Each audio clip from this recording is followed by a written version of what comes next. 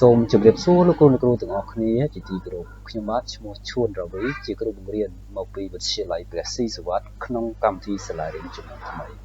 ខ្ញុំបាទសូមធ្វើការចែករំលែកពាក់ព័ន្ធទៅនឹងការប្រើប្រាស់កម្មវិធី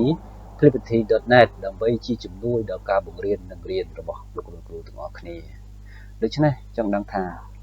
របៀបនៃការប្រើប្រាស់ក៏ដូចជាអត្ថប្រយោជន៍របស់វាយ៉ាងដូចនេះខ្លះសូមអញ្ជើញលោកគ្រូអ្នកគ្រូទាំងអស់គ្នាទស្សនាវីដេអូនេះតាំងពីដើមរហូតដល់ចប់ដូចតទៅបាទអញ្ចឹងជាដំបូងយើងគ្រាន់តែចូលក្នុងកម្មវិធី Google Chrome មកយើងដំបូងคลิกលើវានោះវានឹង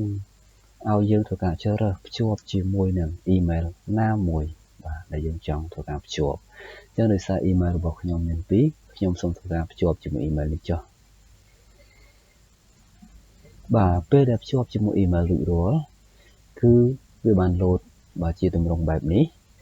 នៅត្រង់កន្លែង search នេះគឺលោកគ្រូសូមវាយពាក្យ Clipperty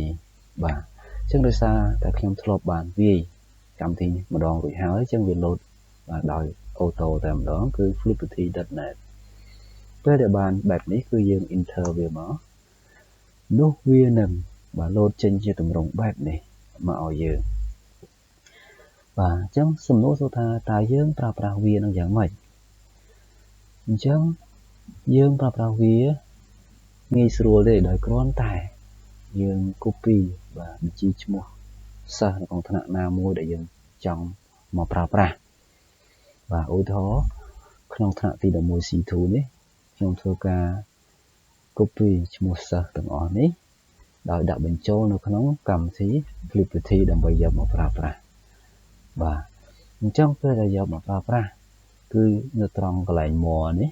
យើងចុចលើវាមកហើយវានឹងលោតឲ្យឃើញទម្រង់បែបនេះនៅត្រង់ quick edit នេះគឺយើងចុចលើវាមកហើយយើងយកមកផាសបាទបញ្ជីឈ្មោះសិស្សអំបញ្ញមិញហ្នឹងគឺចូលក្នុងកន្លែងនេះតែម្ដងបន្ទាប់មកគឺយើងចុច apply បាទនៅពេលដែលយើងចុច apply គឺវាលោតទម្រង់បែបនេះមកឲ្យយើងបាទអញ្ចឹងយើងសង្កេតឃើញថាឈ្មោះសិស្សដែលយើង copy ហើយមកផាសចូលក្នុងកម្មវិធីនេះគឺវាមាននៅក្នុងកងរង្វង់នេះបាទរួចជាស្រេចបាទអញ្ចឹងពេលបានកងរង្វង់បែបនេះចឹងលោកគ្រូអាចធ្វើការបាទ spin ជ្រើសរើសឈ្មោះសិស្សដោយចៃដន្យមកគឺវានឹង load ធ្វើការជ្រើសរើសឈ្មោះសិស្សដោយចៃដន្យតែម្ដងបាទអញ្ចឹងពេលដែលបានចំឈ្មោះសិស្សណាម្នាក់ហើយលោកគ្រូអាចហៅឈ្មោះសិស្សនេះឡើងមកសួរសំណួរឬក៏ធ្វើបទបង្ហាញឬក៏ទៅតាមអ្វីដែលយើងចង់ឲ្យពួកគាត់ធ្វើទៅបាទនេះគឺជាអត្ថប្រយោជន៍ទី1បាទសម្រាប់អត្ថប្រយោជន៍ទី2គឺ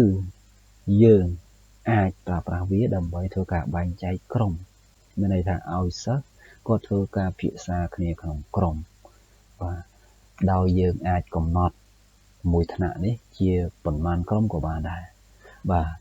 អញ្ចឹងតើយើងកំណត់យ៉ាងម៉េចបាទយើងឃើញថានៅក្នុង column មាន2 user នេះគឺមានខាងឆ្វេងនិងខាងស្ដាំសម្រាប់ user ខាងស្ដាំមានន័យថាយើងកំណត់ចំនួនក្រុមក្នុងមួយថ្នាក់ហ្នឹងឧបមាថាបើលោកគ្រូចង់កំណត់សិស្សមួយថ្នាក់ហ្នឹងបែងចែកជា6ក្រុមដើម្បីធ្វើកិច្ចការពិភាក្សាគ្នារកចម្លើយអ្នកគ្រូគ្រាន់តែចុចទៅលើ set team ចឹងមកគឺវាឲ្យបាទបែងចែកជា6ក្រុមឲ្យលោកគ្រូតែម្ដងបាទនេះគឺ6ក្រុមនេះគឺក្រុមទី1ក្រុមទី2ក្រុមទី3ក្រុមទី4ក្រុមទី5និងក្រុមទី6ចឹងទៅបាទអញ្ចឹងពេលបានបែបនេះហើយលោកគ្រូគ្រាន់តែ screenshot ឬក៏បង្ហាញលើ slide ដើម្បីឲ្យពួកគាត់ចូលតាមក្រុមនិងចាប់ផ្ដើមធ្វើការងារតែម្ដងទៅបាទនេះគឺជាអត្ថប្រយោជន៍ទី2បាទមិនត្រឹមតែប៉ុណ្ណោះលោកគ្រូក៏អាចប្រើប្រាស់វាអាចបែងចែកជាដៃគូក៏បានដែរជាឧទាហរណ៍ឲ្យពួកគាត់ចាប់ជាដៃគូគឺយើងអាចប្រើប្រាស់កម្មវិធីនឹងបានដែរ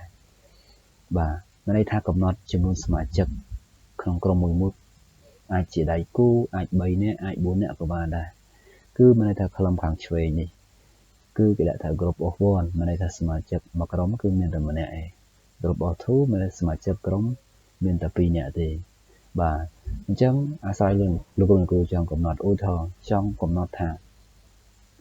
មួយក្រុមនោះមានតែ2នាក់ទេអញ្ចឹងលោកគ្រូគាត់ទៅចុចទៅលើ group of 2យើងមក